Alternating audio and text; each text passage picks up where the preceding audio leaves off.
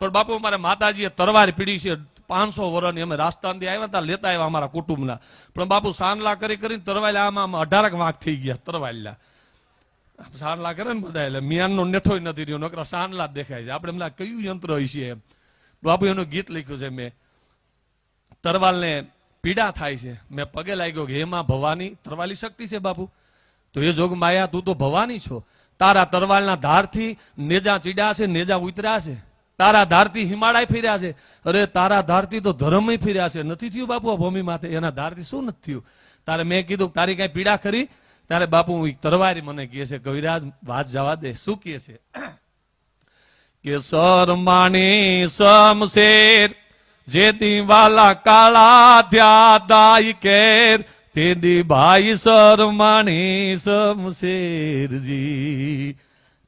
તરવાલ ને બાપુ શરમ થઈ કેદી કે ઉગા માથે આછટી તેદી કરમાણી કુપેળ ઈ આયર દેવાત આહી રાણીની સુકાણીથી વેલ તેદી વાલા શરમાણી સમશેર.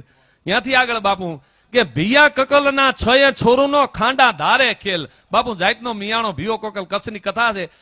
જયારે જામ લાખાજીને એને લેવા માટે દળકટક આવે છે, આ ખેંગાર તેદી નાનો બાળક, પણ એ ખેંગારને બાપુ હાસવે છે એ ભિયો કકલ, અને એક એક માથા વાટીને 6 છોકરાના બલિદાન દે છે. હાથમાં ખોળામાં ઉતો તો એને ખેંચ્યો ને ત્યારે કીધું, બોલ્યા કે બાપુ હોય તો માની નો જાય, રેવા દો. 1.5 વર્ષનો બાળક ખોળામાં હતું તેને. ત્યારે ઓલા મિયાણાએ બાપુ અંગૂઠો દબાયો. માનતી ની બોલતી ની આપણે આવીશું તો બીજા છોકરા પેદા થાય, બાકી આ રાજબી નો ખોવાઈ જાય. જોજે એમ રાજબી જ નો ખોવાઈ જાય. બાપુ અંગૂઠો દબાવ્યો અને ઓલી મિયાણી બોલી નહીં. પણ એ ભિયા કકલના છોયે છોરુનો ખાંડા ધારે ખેલ ઈ જામના બાળને જાળવો વા અહીંયા કુમળા સીજ વા ઢેલ તેદી વાલા શરમાણી સમશેરા. તરવાલ શરમાણી એની વાત છે બાપુ. ત્યાંથી આગળ કે ઉદેશી છે, ઉદેશીના બાપનો નામ રાણો હાંગો. રાણા હાંગાનો દીકરો ઉદેશી, ઉદેશીનો દીકરો રાણો પ્રતાપ બાપુ. હવે ઈ ઉદેશીને પન્ના ધાયના ત્યાં ઉછરતો હતો, એને સ્ટેચ્યુ પણ છે કે પન્ના ધાઈએ ઉદેશીને જીવથી વધુ જાળવેલ. એનો કાકાનો દીકરો બનવીર ઓલી બાનડી કહે છે કે એક પેક વધારે ભરજે કે આજ ઉદયસિંહને મારી નાખવો છે. બાનડી વાહલા દરવાજે બહાર નીકળી અને દોડીને જાય છે પન્ના દાને કે પન્ના ઓલો બનવીર આવે છે, મારી નાખશે ઉદયસિંહને, હાચવી લે. વાત ન કરે તો ધડીંગ નાના દરવાજાને પાટું લાગે છે બાપુ. એનો છોકરો હુતો હતો ને પન્ના દાઈ એનો છોકરો હુરાવી દીધો. ઓલો તરવાલનો ઘા કરીને વયો ગયો બાપુ. બલિદાન દીધા છે જેને. પન્ના દાઈએ ઉદયસિંહને જીવથી વધુ જાળવેલ.